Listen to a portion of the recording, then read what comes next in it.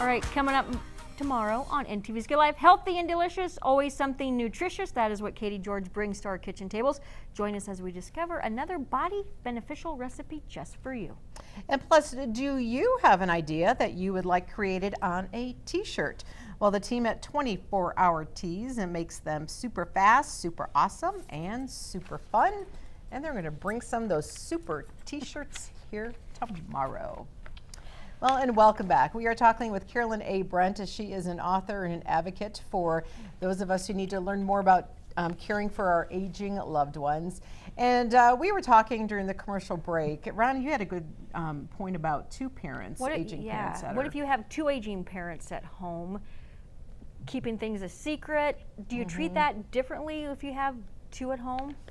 Well, actually, you don't treat anything any differently. The key thing is that you want to become friends with your parents. You want to go by more often. It's called building trust. You got to, literally scaffold your way. In other words, if the family has a weak foundation, you got to build that foundation so that both parents can trust you, because that's a double trouble if both of them are resistant and there's, the family is like a sibling rivalry. So what I propose to folks is that you gotta build trust with your parents before they get sick, because once they get sick, that's gonna be another ballpark within itself and another show. So you want to build that communication by inviting the parents over for dinner, get involved in their church. If they're involved with your church, you gotta get involved with your parents, because what happens towards end of life, often people will want to come in and take over quote unquote finances, or threaten their parents with the nursing home. That is not the way to do it. You cannot threaten the parents because they're already afraid anyway. So once you build trust, and it took me 2 years, although I always had a great relationship with my dad, but it took 2 years before I could get my dad to move into my home. And that was one visit at a time, one phone call at a time. And then one day, Dad calls me up and he says, Carolyn, I'm ready to come. And I was on my way to Florida for a national sales meeting, and I had to cancel that trip because Dad was ready. But it took 2 years of just calling and really being very concerned about him, and spending my own resources checking on him and letting him know, this is hard on me, Dad. Do you really want me to fall apart, flying back and forth to Colorado from California to take care of you? And one day he said, I'm ready. Wow. Well, and I know in chapter 8, one of the topics is strategies to overcome a refusal to communicate. And then you have one of the points, have you made a dramatic case to your loved one for why he or she should communicate his or her health concerns? Now, what if you have a parent, Carolyn, that keeps health concerns from maybe their adult children because they don't want them to worry?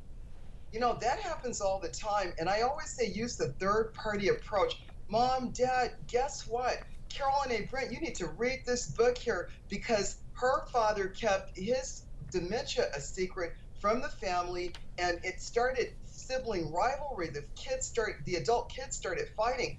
We don't want that to happen. Is there anything that I could do to help? It's always better to use a third party, and then they don't have to use my book. They could use any proof source that they have, and the parents will read it. But most importantly, and this really just gets to the chase, you ask your parents, Mom and Dad, I went to see my attorney, and these are my 5 wishes if something happens to me, or when something happens to me.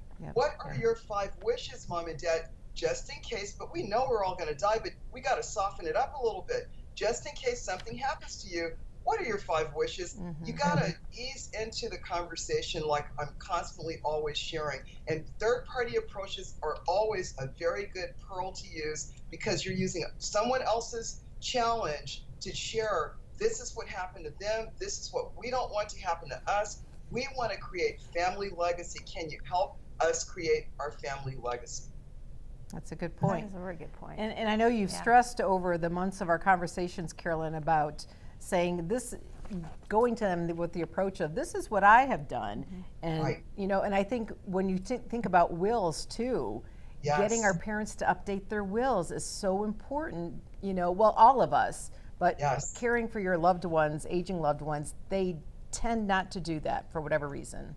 Well, I get these phone calls all the time because someone's end of life, their trust is probably 20, 30 years old. Just had a phone call yesterday, and these were from millionaires, and their families fighting over mom's Rolls Royce, true story, and Cadillac, and the $1 million home on the beach, and I'm going like, mom and dad put things in order 20 Right. years ago. You're trying to Exactly. Well, we're going to end it there. Carolyn, we appreciate your time. We will see you again next month. And friends, we'll see you tomorrow. Have a good day.